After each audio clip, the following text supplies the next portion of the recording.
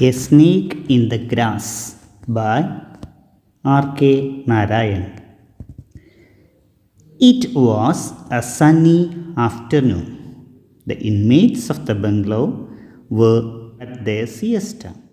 A cyclist rang his bell at the gate frantically and shouted, "A big cobra has got into your compound.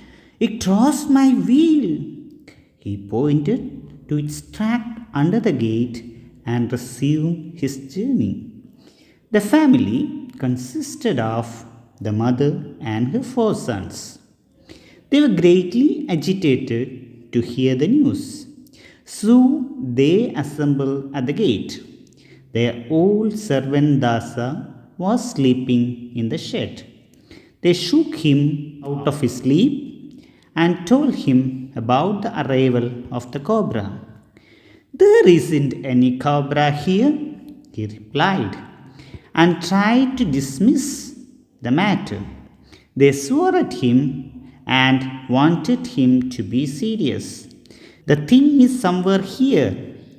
If it is not found before the evening, we will dismiss you. You don't seem to care for the garden." Some neighbors dropped in. They looked accusingly at Dasa. "You have the laziest servant on earth," they said. "You ought to keep the surroundings tidy." "I have been asking for a grass cutter for months," Dasa said. In one voice, they ordered him to manage with the available things and learn not to make demands. Meanwhile, more neighbors assembled. They began discussing the snake menace and the dangers of snake bite. They began helping the neighbor in every possible way. They tucked up their dhotis, seized every available knife and crowbar, and began to hack the garden. Creepers, bushes, and lawns were laid low. What could not be trimmed was cut to the roots. The inner walls of the house brightened, with unobstructed glare streaking in. When there was nothing more to be done, Dasa asked triumphantly, "Where is the snake?" An old beggar cried for alms at the gate. They told her that they were busy with a snake hunt. On hearing it, the old woman became happy. "You are fortunate. It is God Himself who has come to visit you. Don't kill the snake." Mother was in hearty agreement. "You're right. I forgot all about the promised Abhishekam.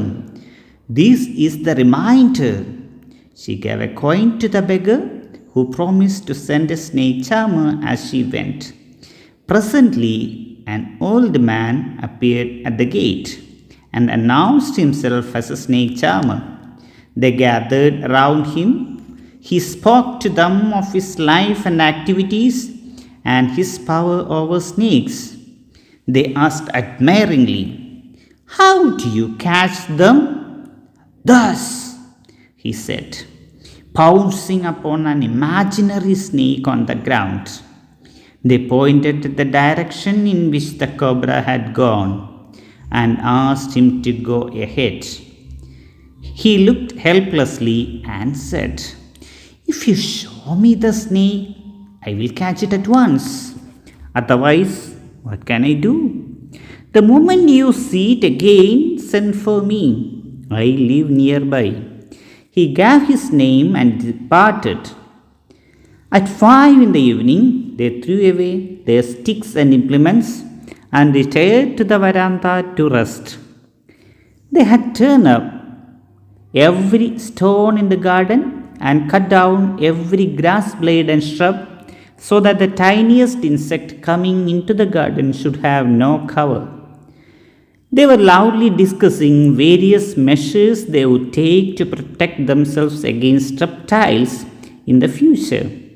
When Dasa appeared before them, carrying a water pot whose mouth was sealed up with a slab of stone. He put the pot down and said, "I have caught him in this. I saw him peeping out of it. I saw him before he could see me."